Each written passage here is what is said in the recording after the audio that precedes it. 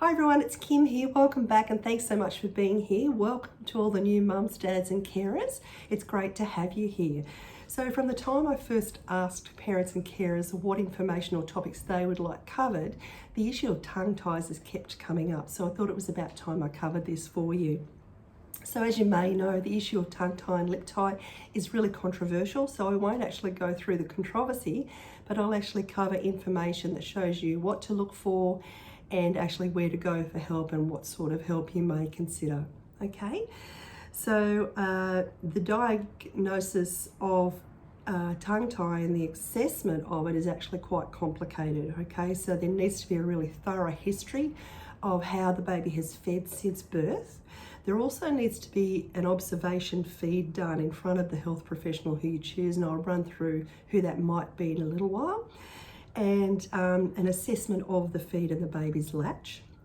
Also, the baby's growth and development needs to be considered, and the appearance of the tongue and the lip in the mouth, and if there's any restriction there, it also needs to be considered. Okay, the tongue's got a major role in breastfeeding and bottle feeding, also in eating solids, speech, swallowing, and oral development, and also the placement of teeth. So sometimes things that you don't think of. To feed well, the tongue needs to be able to extend beyond the gum line. Okay, it also needs to be able to lift from the base of the mouth, and these two things together actually allow the tongue to be able to lift and extend and go beyond the brown tissue around the nipple where the milk ducts are, and bring the milk out of the breast into the baby's mouth ready to swallow in that wave-like action of my hand. Okay, so if there's any restriction on the tongue or the upper lip, that can actually stop that process from happening. The other thing it does in that action is bring the nipple right to here inside the mouth, which is near the soft palate, which means that there's no friction on the nipple, and there wouldn't be any nipple damage because the baby's tongue is placed near the soft palate in the mouth. So you can actually get damaged nipples when there is a tongue tie and a lip tie, and in other cases there may be no damage to the nipple, so it's not a good indicator to use that as a sole sign. The other thing the baby's tongue needs to be able to do is actually move from side to side. So if there is a restriction in the mouth that stops the baby's tongue from moving, lifting, extending, or the lips from flanging out around the nipple and the areolar tissue, the brown tissue around the nipple in that special K-type mouth, then we need to have it investigated, okay? Or you need to just go and seek some help and information and support, okay? With these restrictions, it actually doesn't allow the baby to latch deeply on the breast. Now, in the first 8 to 12 weeks, this might not be any problem because the milk supply is fairly automatic, but sometimes about 8 to 12 weeks, when it's setting up the supply-demand type of feeding, because the baby's not able to stimulate the breast as much, then the supply can drop off, and that's when we see decreases in weight gains and that sort of thing. Other babies can have that problem from birth, okay? So we do see in the community a difference in presentation, but the history and what we see in feeding tends to be a bit the same, okay? So what we do see is babies who do have a tongue tie or a lip tie or restriction, that they tend to tire really quickly because they're working really hard trying to get all the milk that they can, and they may fall asleep quickly after a short feed and wake a short time later for another feed to get the calories that they need. The babies also tend to get a lot of wind because they can't latch deeply, so they can't create a seal around with the lips around the breast and the nipple, or they may come on and off the breast a lot. Okay, but looking at these signs alone isn't a good indicator, as there can be other reasons for this, that these things happen, and some of these things can be sort of normal baby behaviour. That's why a thorough assessment is so important. Okay, so as I said, some babies will thrive to 8 to 12 weeks and other babies will not thrive from the word go. Okay.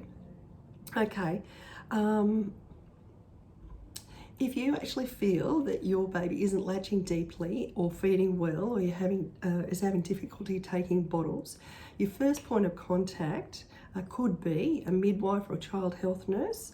A lot of midwives and child health nurses are also lactation consultants, or they have vast feeding experience and experience in education about feeding. So the other person you could go to is a lactation consultant or your GP or paediatrician. If these people have the education, experience and time to go through with your breastfeeding history from birth and observe a breastfeed and perform an oral examination to determine whether there is a tongue or a lip tie, and advise you on the management regarding feeding and expressing until you decide on the plan that's best for you and your family moving forward. Okay, so that does take a lot of time, and I know that sometimes GPs and paediatricians don't have that time to spend with you. So just ensure that when you're talking to them, making the appointment, that they allow that time, okay? Or that you choose someone else. So if this sort of examination and history is taken shortly after birth, there is the potential for all these problems to be avoided. And that's certainly what we've seen happen in Brazil. The research about tongue ties first came out of Brazil when lots of babies were experiencing problems because they had undiagnosed tongue ties. And that's where the research started, probably about 5 or 6 years ago. So if all the aspects have been considered and you decide that you'd like more information or to consider having the tongue tie released, the most important thing to ensure is that you go to someone who's experienced in, like a health professional who's experienced in releasing these tongue ties and lip ties, okay? There are GPs and dentists who specialise in this. In some cases though, no treatment will be required, and the bottom line is it's your decision whether you actually have the tongue and lip tie released or not. Always ensure that the potential side effects of the procedure, the tongue and lip tie release, have been discussed with you. Although the complications are rare, it's your right to have all the information so that you can make a fully informed choice. So above all though, remember to go with your gut feeling. Remember that this is your internal guidance system and that no one else has this connection that you have with your baby. And so really hone in on that, okay? Sometimes we get a bit busy in our head and we're ignoring that little gut feeling that we have. So just be aware of that and follow it. Look, I'll put some pictures in the comments section below of what lip and tongue ties can look like. There are other ways they can look as well. And I'll put a video above this video as well. And please feel free to comment and tell me your thoughts and your feelings and your experiences if you've had a tongue tie and how it's worked for you. And have the most wonderful day, and I'll be back soon. Thanks so much. Bye.